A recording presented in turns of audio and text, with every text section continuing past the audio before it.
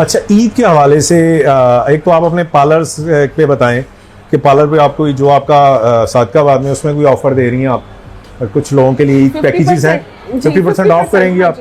अच्छा, hair work पे 50% और बाकी जो है वो अप टू 30।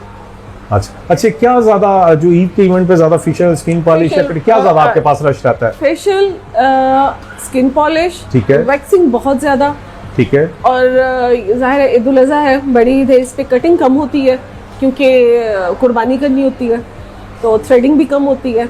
कुर्बानी में वो नहीं अलाउ नहीं है? अच्छा, वेरी गुड। यानी आप कटिंग नहीं करवा सकते? नहीं कर सकते क्योंकि आपने कुर्बानी करनी है ना। अच्छा। अगर आपने करनी है, इरादा है आपका, तो आप आईब्रोज और हेयर कट नहीं करवा सकते बाद में कुर्बानी बाद में। जैसे जेंट्स का होता है कि भाई शेव वगैरह नहीं करवानी, 10 दिन ईद का चांद नजर आ गया तो आप नहीं करवा सकते। अच्छा, हाँ जी, तो बाद में तो ज्यादा आपके पास, आपके तो मेरे ख्याल पूरा दिन चांद रात पूरी जो है बहुत बहुत ज्यादा। और ये ईद उल फितर पे तो हम लोग फजर की अजानें हो गई थी हमें सैलून पे ही, माशाल्लाह से इतना ज्यादा काम होता है। अच्छा, मैं एक और क्वेश्चन करता हूँ कि इतने लोग, इतनी ब्यूटिशियंस होती हैं, क्यों एक ही नाम बहुत ऊपर है, वो मुसरत मिसबा? वाह, मुसरत मिसबा ही क्यों? आप क्यों नहीं मुसरत मिसबा की जगह, या कोई और क्यों नहीं? मैं वैसे बिल्कुल आप सही कह रहे हैं, मुसरत मिसबा से कोई भी बन सकता है। अच्छा, मुसरत मिसबा बनना मुश्किल नहीं है, लेकिन मुसरत मिसबा का नाम इसलिए ऐसा है, आप उनकी पर्सनैलिटी देखें, वो कितनी स्वीट बोलती है, कितनी स्वीट है। और हमारे पाकिस्तान में सबसे पहले जो ब्यूटिशियन थी ना, यही थी, यानी कि इस फील्ड में आने वाली। दूसरा ये कि इन्होंने इदारे काफ़ी ऐसे, डिप्लेक्स के नेम से पूरे पाकिस्तान में इनका नाम चलता है, डिप्लेक्स। और ज़रूरतमंद बच्चियाँ जैसे यतीम हो गई और बेआसरा बच्चियों को फ्री में सिखाया जाता है, और बहुत ज़्यादा, क्योंकि वो खुदातर्ज बंदी है बहुत ज्यादा। एक मुझे ये भी है कि वो कोई तजाब जो लड़कियों को जला दिया जाता है फेसेस को, उसके लिए वो बहुत उनकी अचीवमेंट है। बिल्कुल, तो एक आप ये कह रहे हैं कि ओवरऑल उनका जो खिदमात है इस वजह से, इस वजह से उनको नहीं मैडम, वो तो है ही है, मगर उनके हाथ में कुछ ऐसी खास बात भी तो बिल्कुल है। उनका ब्रांड, अगर आप MM ब्रांड की अगर आप एक बेस आप यूज कर लो तो आपको लोकल ब्रांड और वो जमीन आसमान का फर्क नजर आएगा ऐसी। अच्छा, चलिए, ये एक सेलिब्रिटी की, यानी कोई भी बन सकता है, मेहनत, डेलीगेशन, अपने काम से सिंसेरिटी, ये सारी चीजें, तो कोई भी मुसरत मिसबा जगल।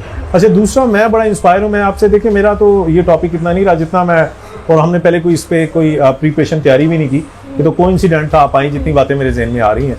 अतीका ओडो का एक ब्रांड है, ओडो, और मुझे पता नहीं क्यों आप लग भी उनकी तरह रही हैं थोड़ी तो मुझे ये बताएं कि ओडो ब्रांड की कैसे, एक जो ब्रांड है ओडो, अगर कभी आपने टेस्ट किया उसको, चेक किया? अच्छा, मैं एक एग्जांपल से पूछता हूँ, ओडो है और MM का ये ज्यादा, Kashif is very famous, Karachi वाले जो है बहुत। हाँ जी, अब तो लाहौर में भी उन्होंने अच्छा, एक और ब्रांड। पूछना मैं ये चाह रहा था कि लोग नाम के पीछे भागते हैं या क्वालिटी भी होती है? सर आजकल तो नाम ही नाम है, नाम ही नाम। हाँ जी, आप यकीन करें, छोटे छोटे सैलून पे ऐसे ऐसे आर्टिस्ट बैठे हुए हैं ना जिनका नाम नहीं है और उन्हें कोई जानता नहीं है। बड़ा सैलून है, काम बिल्कुल किसी काम का नहीं है, लेकिन वो सिर्फ नाम के वजह से उनके रेट्स हाई है, लोग फिर भी जाएंगे।